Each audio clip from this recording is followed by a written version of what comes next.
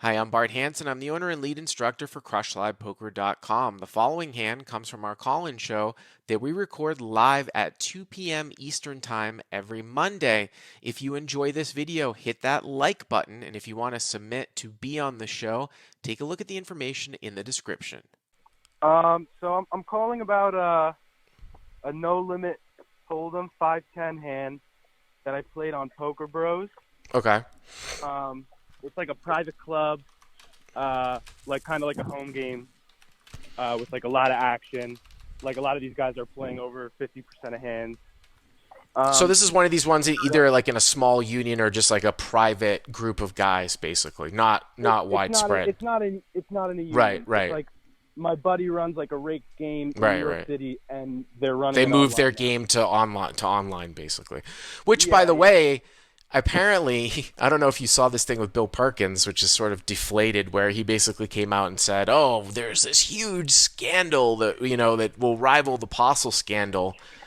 Apparently, like he was doing the same thing. He used to play in this home game that moved online, and then one of the guys that he plays with most likely had like a pro sitting behind him and ghosting him, or had the pro playing for him.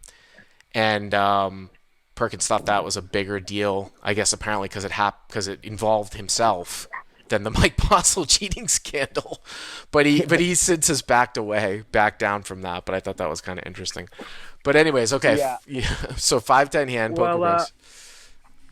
I think this game is like pretty safe for the most part. I know like all the guys. Pretty much who are playing. Yeah. So I got pocket 10 on the button, and the effective stack is 1,000 with the main villain. Okay. So the under the gun +1 limp for 10. The cutoff, who's the main villain, limps for 10, and I make it 50 with 10 of clubs, 10 of diamonds, and they both call. So I know I need to fix my. Hold on 1 second. I know I need to fix my picture. So +1 limps, cutoff limps. You're on the button, right? 10 of clubs, 10 of diamonds. You make it 50. Yeah. Okay. And they both call? And the usual open in this game, like with no limpers, is like between 30 and 40, like 35, 40. So I made it 50, and they both call. Flop comes Queen of Hearts, 4 of Spades, 6 of Diamonds. By the way, this has got to be one of my. You should when you guys are watching this after the fact, watching it live, this hand is really going to demonstrate a really, really important concept. And you guys know that I preach thin value. So keep that in mind as we go through this. This was a really special hand. So Queen of Hearts, 4 of Spades, 6 of Diamonds. Pot's 150, okay. Gets checked over to you. 165. Oh, 165, okay. Right. Okay, so 165, yeah. So they check to me, and I bet $80 into 165. And under the gun +1 folds, and the cutoff calls. So, I mean, this is a little bit on the thin side, right? Because you're betting into 2 people. I mean, your hand needs a little bit of protection. Would I go as large as half the size of the pot? I mean, it's debatable because, like you said, it's kind of like a home game. And, if you think that you're going to get called by some worse hands here than tens, then you could size up a little bit. I mean, the theory is that for protection, you don't need to bet that much. You could bet like 40 or 50 or something like that, into 2 people. Yeah, I mean, both of these players are like the table hero on Poker Bros. Yeah. You know what I mean? So they're playing like probably like 60% of hands, and they're limp calling like pretty much all of their bad hands, and only raising with like good hands pretty much. Yeah. Pretty much like ace queen plus and like jack plus. Sometimes they don't even raise like pocket tens and stuff. Sure. So I decided like that I'm probably ahead of their range, considering like the most likely hands that I put them on is like straight draws, like pairs with backdoor straight draws or backdoor flush draws. They could have like some top pairs, but right. I thought like the amount. Just remember that. Range, Just remember the theory of protection is to bet a little bit smaller, but the guy folds and the cutoff call, so now the pot's 325. right? And the cutoff is the player that I was like a little. I mean, the under the gun player, the +1 player is the one who I was like a little more afraid of because he's like a little bit better player and he's not going to call down with garbage. Right. But the other player I've seen like call all in for like 800 into 1,000 with king high. You know what I mean? Okay.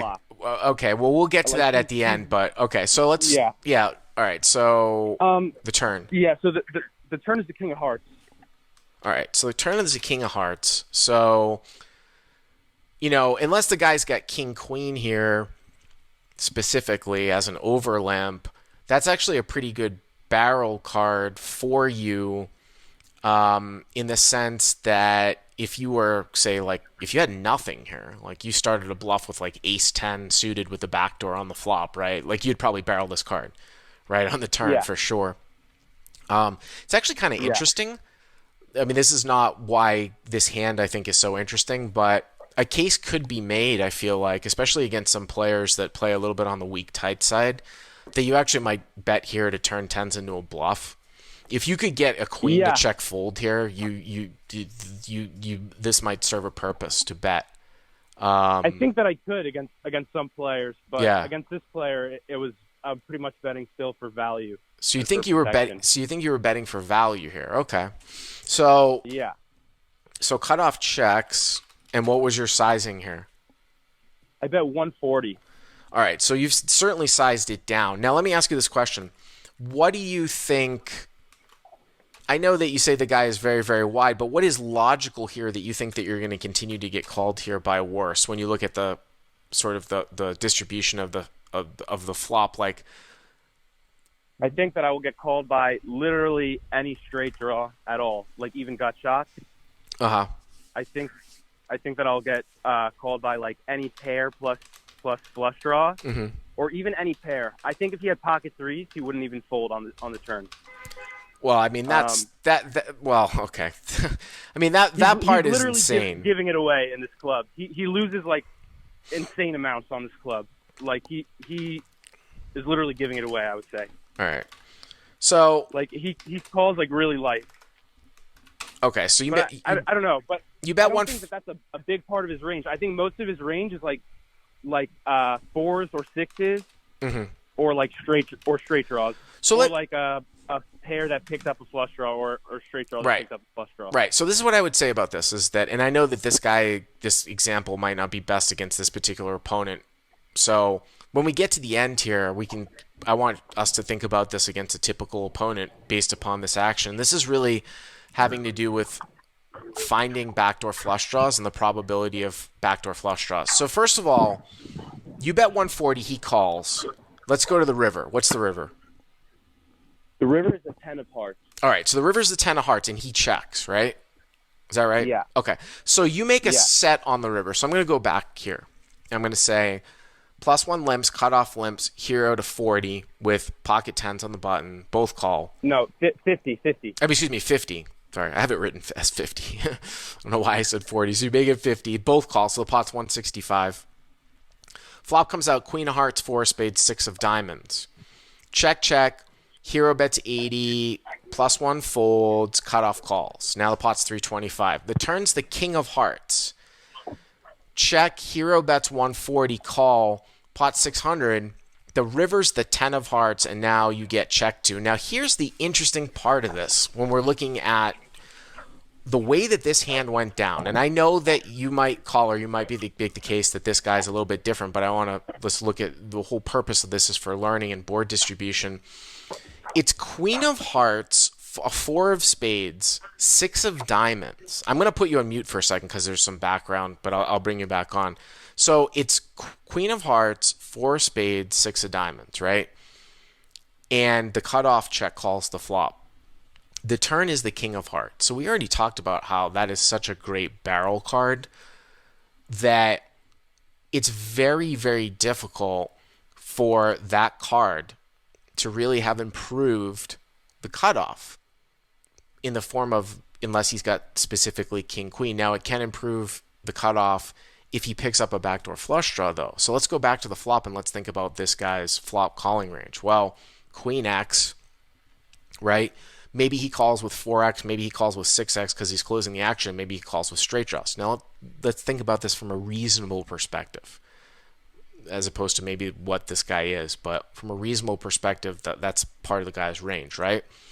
Now, when the turn's the king of hearts, okay, some people are even going to fold off some queen x here to a bet, but we'll keep some queen x in. But the 4x and the 6x are definitely going to fold out unless they pick up a flush draw. And the open-ended straight draws might call again, but the gut shots are going to fold out unless they pick up a flush draw. So we have that info. Sort of partials of queens continuing to a turn bet, the 4x and the 6x of hearts following with a call through the turn, the gut shots with hearts following through to the river, but the gut shots folding out, and then open-ended with hearts obviously calling, and without hearts, let's say, calling. So now we get to the river. The river's the 10 of hearts, and our hero here makes a set of 10s. But the backdoor hearts come in. Now let's look at that range again that gets to the river. We said partials of queen x, which would now most likely fold to a bet. If they had stuck around on the turn, maybe not this guy. I know the caller's going to say that when I bring him back on. But in a reasonable manner, the queen x I think most of the queen x is going to fold out. So we don't get value from queen x, right? The open-ended straight draws that called on the turn that don't have hearts are now going to fold.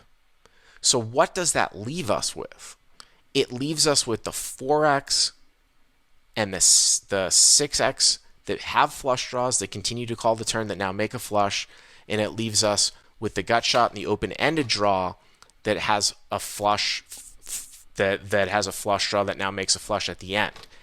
Even though this looks like it's a bet and I'm the thinnest value bettor in the world with a set here, because the turn card is such an extremely bad card for the out-of-position player, and he still called the bet, he is going to be really, really skewed towards having backdoor flushes here of the portion of hands that he calls a river bet with. So I would actually check the river back here with 10-10. This is basically throwing out the fact that he's going to be slow playing like king queen.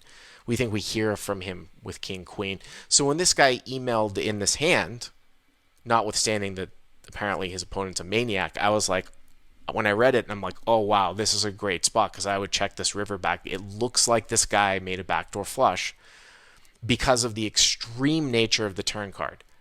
And that once that guy calls the turn, there's going to be a large composition of backdoor flushing hands. Now we'll bring this guy back on. Sorry, there's a lot of background noise in there. No, I'm sorry about that. No worries. Yeah, I definitely agree with what you said against most players. Right. I think against a lot of players, I might not even bet the turn. Sure.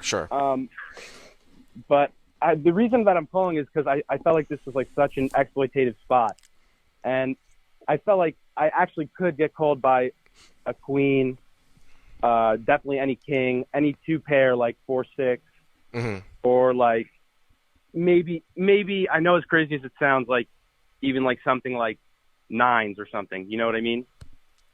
Well, I mean, that's this guy's got to be really out to lunch. I mean, the reason why I picked the hand was because he's really out to lunch. Yeah. Well, I mean, if that's the case, then obviously, you know. But again, if you're dealing with anybody that's reasonable, I think you can understand why I'm saying that. Actually checking back, I think the play would be to check back with 10-10. But if this guy's calling with any queen. What do you think about checking the turn back and then betting the river like around half pot or something? I mean, you could do that. It's just, I wonder, that's such a seldomly a bluff line that it just seems like a lot of just queen X will call you, if that. But what ended up happening? So the guy checked, and what happened? Before I say what happened, I also want to say, like, this is the type of player, like, when he will call down with a draw, but usually when he hits the draw on the river, he will, like, bomb the river, you know what I mean? Even if he's out of position. But he just check called, I bet 480 into, like, 615 or something, and he just flat called pretty quick. He had the 5-6 of hearts. Okay. Again, I understand what Yeah, you're so saying that this guy was out to lunch, so then it probably does become a bet if he's calling with any queen, if he's calling the turn with 3-3. But I thought that was a really good hand to demonstrate how I actually don't think against the regular general population that this river would be a bet when you hit a set, because the I out do of kind position of player was going to have so many backdoor flushes. yeah, I do agree with you. I don't think you can really get called by worse by a lot of players. Yeah.